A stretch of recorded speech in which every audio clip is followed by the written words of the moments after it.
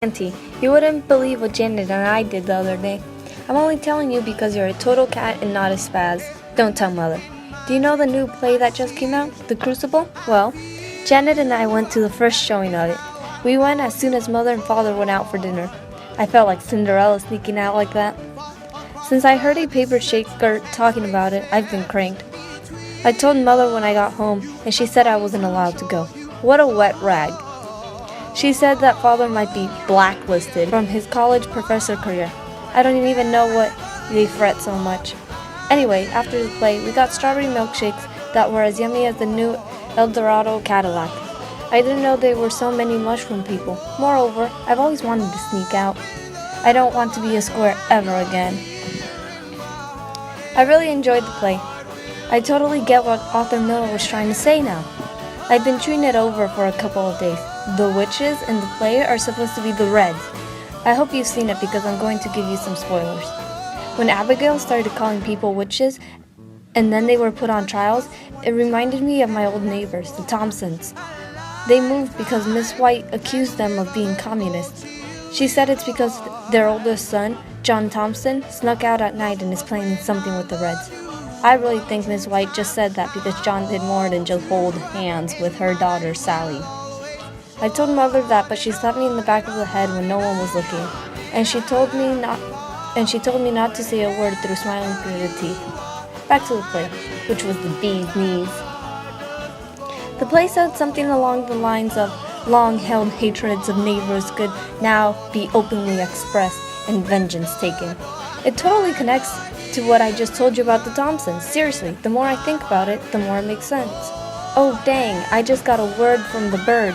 What if Arthur Miller was trying to show everyone that history is repeating itself? Okay, don't think I made that line up. I read it in a book of World War II, but it could totally repeat itself again, right? Miller did that on purpose. Even after all this, Auntie Clara, don't think I'm going to be a Red. I tried talking about the plane to Jim, the greaser I told you about, and he told me to put an egg in my shoe and beat it. Then he had said sorry and explained that grown-ups don't like kids, or anyone for that matter, talking about the commies. Then he said to play dead and split. I don't know if I told you or not, but I'm in the school's underground newspaper that's responsible for talking about issues teachers don't want us to think about. It's called The Banner Bug, and I'm supposed to write a review for The Crucible. Instead of the review, I think I'm going to write about the parallels of then and now. The whole play had this bad news atmosphere, which we flat out have now. Everyone over here seems to be super paranoid and scared like a mouse in a snake's nest. Father says that McCarthy is bringing the fear out of people, always calling out everyone as a communist. Father really thinks that McCarthy is just trying not to seem like the bad guy. He's pointing fingers to everyone else. Ain't that a bite? Maybe McCarthy is the one who is scared. He's just like Judge Hathorne, who continued to hang people without any actual evidence, so he wouldn't be wrong in the eyes of the town. Eventually, some people saw right through Judge Hathorne. Underlying motives are a huge motif in the play and today's politics. McCarthy is continuing to exploit the fear of communism and press his accusations simply because it's increasing his approval rating and earning him a powerful national following. Father says not to say anything about this to anyone. I think he's scared too. That's all for this letter. I'm going to pile up some Z's. Take care. I'm going to write to you soon. Don't be scared. Love, but not always. Susan Smith. Dear Auntie, today was just swell. Normally I would tell Mother and Father about situations that I enjoyed such as this. However, this is something I'd rather not sing about. Suzanne would be frosted if they ever found out. So since you're the only adult who is cat enough to tell, I decided to clue you about it. I always looked up to you and Suzanne since you're both so hip and I'm apparently a pooper. I would have never considered participating in such a crucial situation, which is why Suzanne forced me to join her in this terrible idea. You must agree with me that my sister, although older, is the biggest Mickey Mouse on the planet. I'm at least 99% sure that all that Mickey Mouse Club that she watches is getting in her head.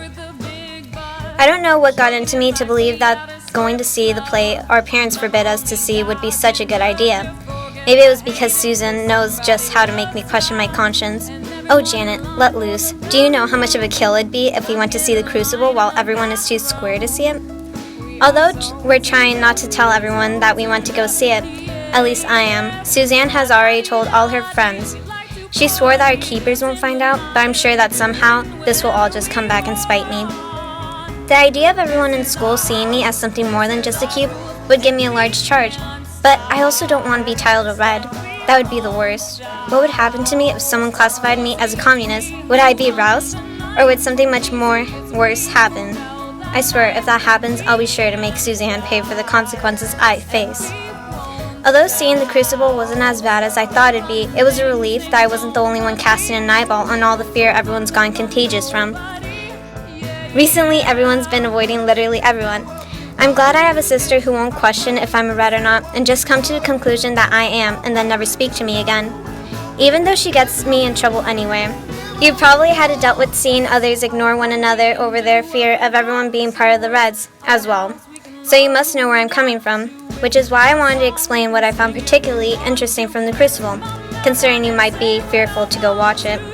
One of the characters I absolutely grew to loathe was Abigail McCarthy. It was so irritating to see how everyone just believed everything her and those other girls were saying. You would at least think that they looked for evidence before hanging those poor, innocent people.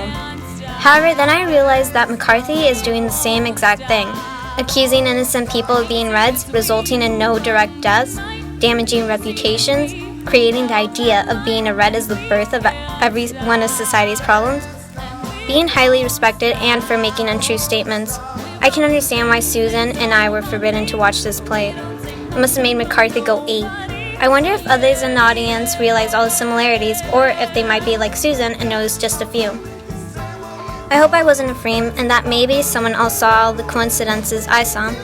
I still don't seem to understand how easily Abigail was able to control all those people. They were adults listening to every single lie those girls told and believing every one of them.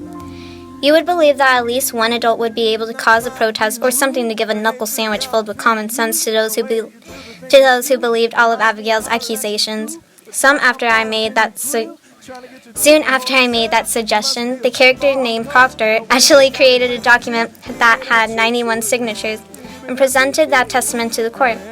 I believe that this would at least question the judge to start looking for evidence instead of immediately hanging people. However, Danforth obviously doesn't know how to do his gig, because he ended up arresting all of them. Testaments say that all 91 covenanted Christians that have known the women accused of being witches have never seen any of them engage in any form of witchcraft. Yet the testament ended up being clanked because Danforth convinced Paris and Hathorne that this bit was suspicious and not logical at all. And that's how they ended up being arrested for questioning. This is exactly what McCarthy is doing with the evidence of those he accuses that proves his victims aren't Reds. I came to the conclusion that both Abigail and McCarthy are masters of using fear to get what they want. That's why everyone believed Abigail's accusations of literally everyone being a witch. And that's the same reason why no one is able to stand up to McCarthy and his idiotic theory of everyone that he doesn't like being a communist. Because of all this contagious fear being spread around, people began to accept that what Abigail and McCarthy said was true, even if they knew that they were lighting up the tilt sign.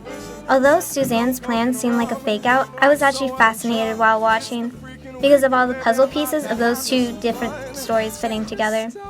I just hope that this whole McCarthy situation will have a happier ending than the Crucible. Love, Janet Smith. This was never the way I planned, not my intention. I got so brave, drink in hand, and lost my discretion. It's not what I'm used to. Just wanna try you on. I'm curious for you. Caught my attention. I kissed a girl and Okay, I let's go meet up with Eileen. This camera's kind of useless now. Coming in. Yet the testament ended up. Oh my god, okay. The testaments say that all 91 covenant Christians that have known the woman